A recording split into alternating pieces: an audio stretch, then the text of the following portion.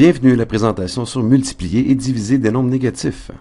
Commençons. Je pense que vous allez trouver que multiplier et diviser des nombres négatifs est beaucoup plus facile que vous le pensiez. Je vais vous montrer certaines règles et je vais vous enseigner un peu plus tard pourquoi ces règles fonctionnent. Je vais maintenant vous montrer les règles de base. Donc les règles de base sont, quand vous multipliez deux nombres négatifs, bon, disons que j'ai moins 2 fois moins 2. Premièrement, vous regardez chaque nombre comme s'il n'y avait pas de nombre négatif. Alors, 2 fois 2 égale 4. Il s'avère que si vous avez un nombre négatif fois un nombre négatif, c'est égal à un nombre positif. Écrivons cette première règle. Un nombre négatif fois un nombre négatif égale un nombre positif. Bon, qu'est-ce qui se passe si on a moins 2 fois plus 2? Dans ce cas, regardons tout d'abord les deux nombres sans leur signe. Nous avons 2 fois 2 égale 4. Mais si nous avons un nombre négatif fois un positif, il s'avère que quand vous multipliez un négatif par un positif, vous obtenez un négatif. Donc c'est une autre règle. Un négatif fois un positif, c'est égal à un négatif. Qu'est-ce qui arrive si on a plus 2 fois moins 2? Donc, je pense que vous avez déjà deviné celui-là. Comme vous en doutez, ces deux-là sont pratiquement les mêmes. Et c'est grâce à la loi de la commutativité. Donc, 2 fois moins 2 est égal à moins 4. Donc, nous avons la dernière règle. Un positif fois un négatif est aussi égal à un négatif.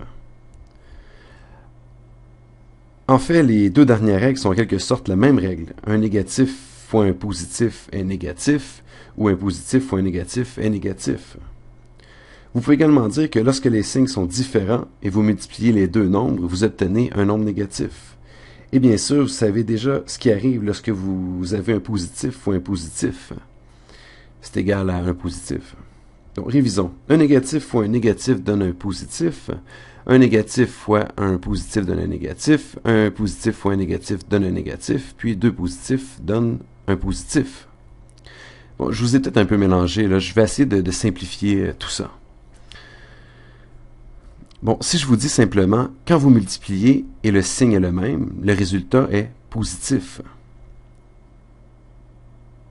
Donc, même signe donne un positif. Et des signes différents vont donner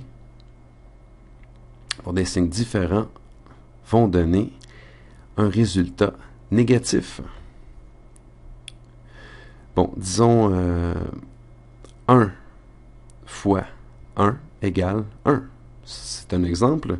Ou moins 1 fois moins 1 égale 1. Donc, même signe, ça donne des positifs. On a ici 1 fois moins 1 égale moins 1.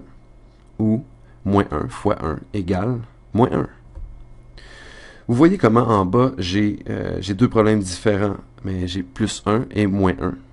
Et en haut, celui-ci, mais les deux 1 sont positifs, alors que de l'autre côté, les deux 1 sont négatifs.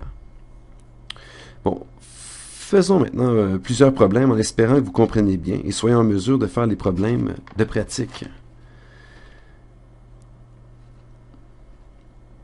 Bon, si je dis moins 4 fois 3. Bon, 4 fois 3 égale 12.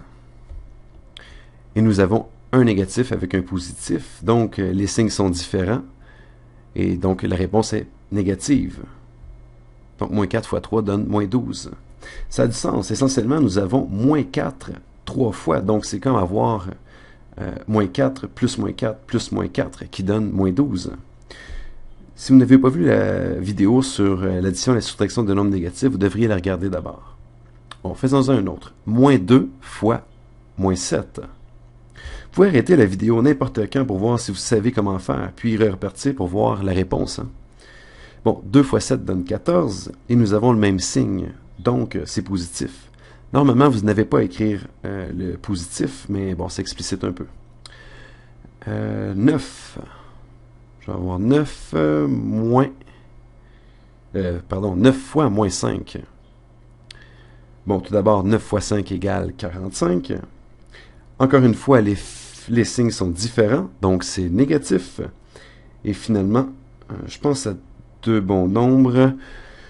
Moins 6 fois moins 11. Donc, 6 fois 11 donne 66. Et un négatif fois un négatif, donc ça donne un positif. Je vais aller avec une question piège maintenant. 0 fois moins 12. Vous pouvez dire que les signes sont différents, mais 0 est en fait ni positif ni négatif. Et 0 fois n'importe quoi, ben, ça donne 0. Ça n'a pas d'importance si ce que vous multipliez par 0 est positif ou négatif, parce que 0 fois n'importe quoi, ça donne 0. Voyons si nous pouvons appliquer les règles à la division maintenant.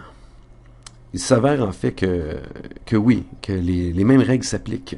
Donc si j'ai 9 divisé par moins 3, bon, tout d'abord, 9 divisé par 3 égale 3. Bon, les signes sont différents, plus 9 et moins 3. Donc, 9 divisé par moins 3 donne moins 3. D'accord. Maintenant, moins 16 divisé par 8. Une fois de plus, 16 divisé par 8 égale 2, mais les signes sont différents. Donc, moins 16 divisé par plus 8 égale moins 2. Rappelez-vous, des signes différents vont toujours donner un résultat qui est négatif. Maintenant, moins 54 divisé par moins 6 égale... Bon, 54 divisé par 6, ça donne 9. Les deux nombres, le dividende et le diviseur, sont tous deux négatifs, moins 54 et moins 6. Il s'avère que la réponse est positive. Rappelez-vous, lorsque les signes sont identiques, la réponse est toujours positive. Bon, faisons un autre 0 divisé par n'importe quoi. Ici, par moins 1, ça donne toujours 0. Et bien sûr, on ne peut pas diviser par 0 parce que c'est indéfini. Bon, on fait un dernier peut-être. Je pense à des nombres au hasard. Donc, 4 divisé par moins 1. 4 divisé par 1, ça donne 4. Mais les signes sont différents, donc c'est moins 4. Bon, j'espère que ça vous aide. Maintenant, je veux que vous essayiez de faire le plus d'exercices que vous pouvez sur la multiplication et la division de nombres négatifs. Pensez aussi à pourquoi ces règles s'appliquent et ce que veut dire de multiplier un nombre négatif par un positif ou un négatif par un négatif. Bon, en ce moment, j'espère que vous êtes prêts à faire quelques problèmes. Bonne chance!